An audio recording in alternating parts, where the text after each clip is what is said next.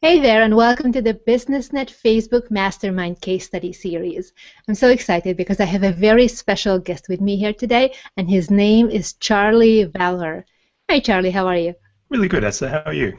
Good, good. So, Charley, for people who are meeting you for the very first time, can you tell us a little bit about who you are and what you do? Yeah, sure. So my business is PPC Empire.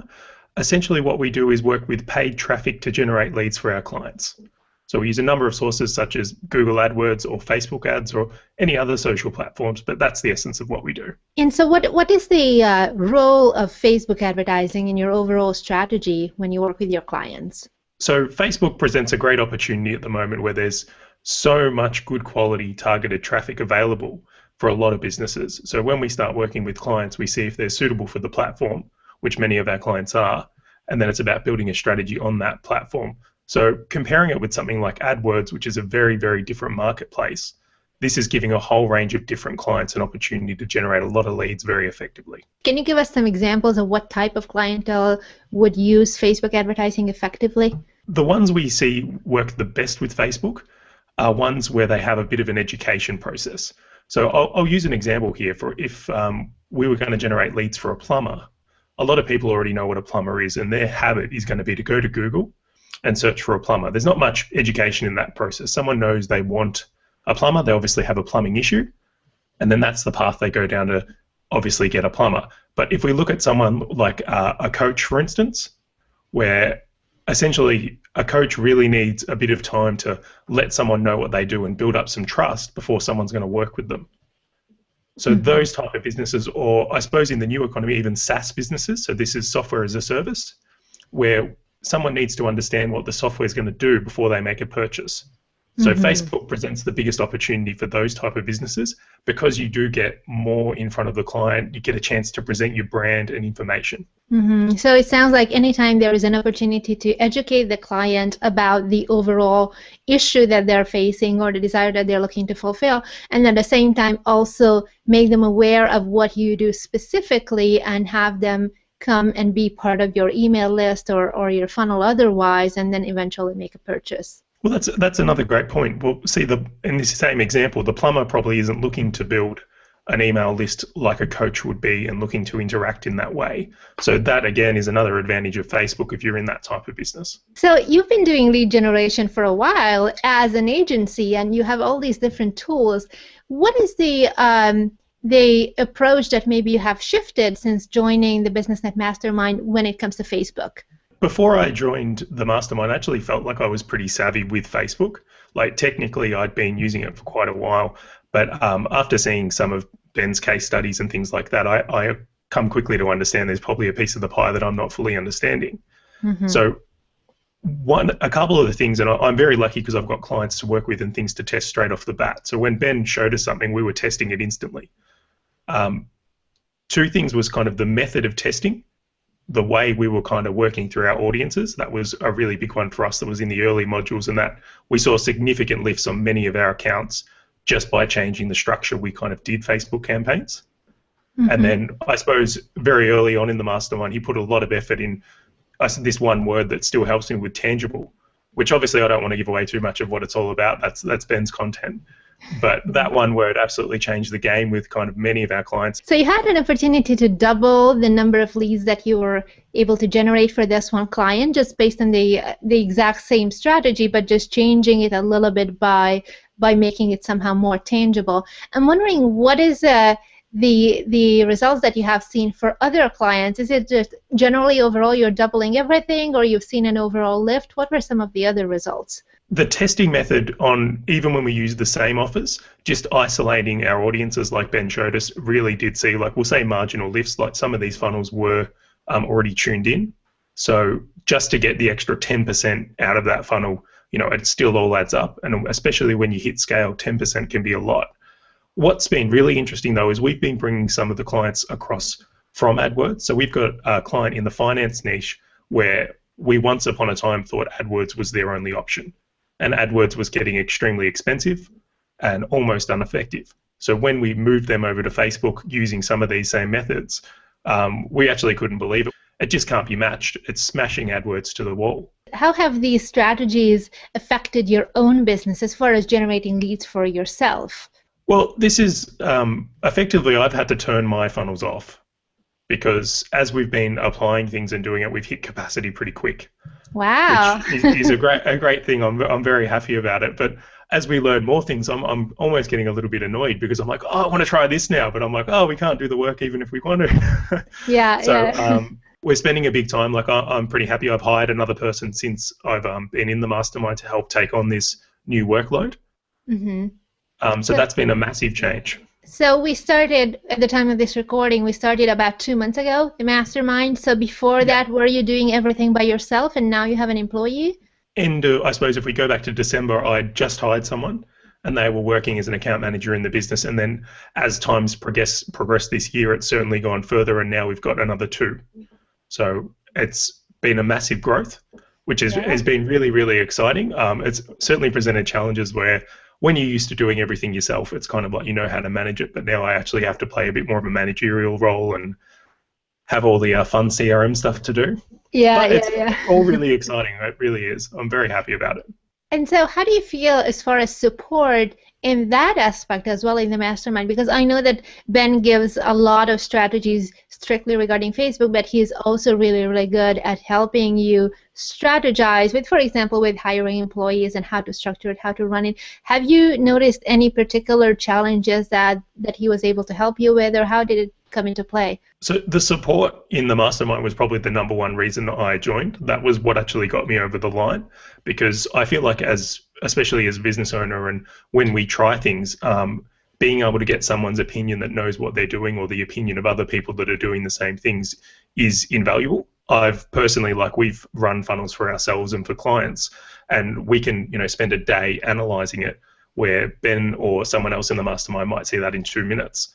So the support angle from when we're running stuff has been crucial. I think it was definitely my, as I said, number one reason for joining the mastermind is because it's almost, I see it like it's kind of like an insurance policy on the business, because when we are running ads, getting someone else's opinion is invaluable. Being able to fix it quickly is a massive, massive advantage.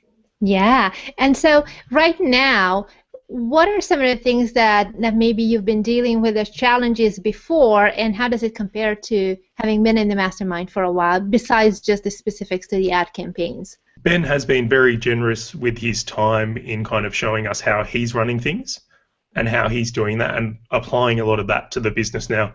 It might not necessarily, as you said, be related to, how we set up a Facebook campaign. It might be, how we're dealing with a contractor or how we're, bringing in our own processes, or even, in all honesty, he has actually helped me with Google AdWords, which I know isn't necessarily his spot, but the way he understands, psychology and buyer personas and things like that has played a massive role. So all those areas have certainly helped as well. Knowing what you know now, how do you feel, what would have been the results had you not joined the program? Let's say if you were just doing it by yourself, where would your business be right now? I think it'd probably be in a very different space.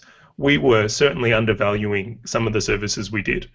So, progressively just bringing up our prices and then bringing in the structures that Ben's got has made a massive difference. Ooh, talk to me about that. I want to know the specifics. When I was, got into it, I definitely perceived Google AdWords and Facebook to be the same.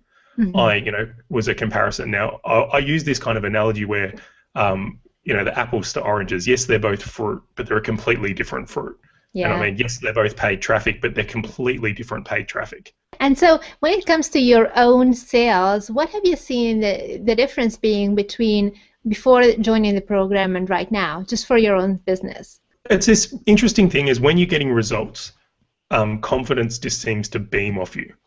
So, when you've just smashed a campaign and you've gotten someone always awesome results and then you're talking to a new client, it feels really good. You go, look, I just did this. I can do this for you. Let's do this. It's an amazing what came off from there. So as the results keep getting better, our the confidence in selling and how we're doing with new clients also really helps. And the fact is, now we do have a steady stream of clients. I'm not in a position where I need a sale. I can be selective as well. So that's really helped with obviously who we take on. We can be a lot more picky and only take people we really want to work with.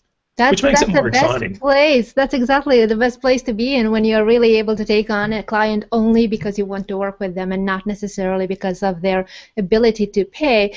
And I want to go back still to the sales figures though, because you mentioned about 2 minutes ago that you actually increased your pricing because of the better results. So I wanted to know what the difference is. Like, let's say, what was an average client worth to you prior to joining the program and where you're at with that right now? Yeah, sure. So we used to do this, like this is going back, when the business kind of started. We used to just do flat fee, $500 a month, which looking back was a terrible idea. I don't know how I even came up with that. I think I just looked around at what the competition was doing and got on the website. Well, that's kind of what they charge. We'll just see how it goes. Yeah. In hindsight, terrible idea. So from that now, based on the results and using what Ben's stuff is, like I'm a bit even cautious to say this now, but it's certainly like we're looking at probably 5 to 6 times that on most campaigns now. And on bigger stuff, yeah, certainly on bigger stuff, like we've got one client where it's actually kind of 10 times that now, and he's one of our major guys, but he's really happy with the results we're getting. So it's profitable for him. We're doing great work. Everyone's happy. Fantastic. And so can you tell me a little bit from your perspective? You're dealing with people who want their own leads and they don't know how to generate it, so you help them. What do you have to know about their clientele in order to really understand the psychology and to do the campaigns right so that you can deliver those results? Because it's not like I know I want business owners who want leads. You have to understand their clients as well. Yeah, so I suppose this is, when I look back, this is one of the things, like everyone goes, obviously, the demographic. But that's kind of like the tip of the iceberg, and that's something that Ben really brought to our eyes as well. He's got this amazing document called The Taking Stock, which if you're ever lucky enough to get a copy, I would treat it like gold. Yeah. And the first time I did that, I thought I was really doing the buyer personas really in depth. We had a great questionnaire that we felt we understand it, but there was a whole bunch of elements in psychology and things like that that we'd never even really asked ourselves. And that's where that magical word called tangible comes into it.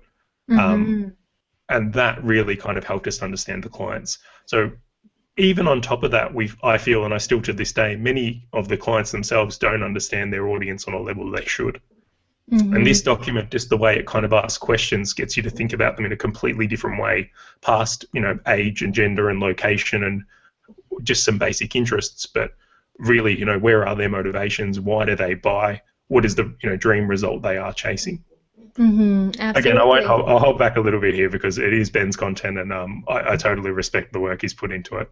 It's all the secret stuff, and we're not going to give too much of it away. But I want to know, so there's so many different clients that you're working with. You mentioned, for example, the people in the financial niche. Now, in the mastermind group, we have all kinds of different businesses. There's a couple of agencies like yourself who are generating leads for other businesses, and then there's also business owners who are generating leads for themselves directly.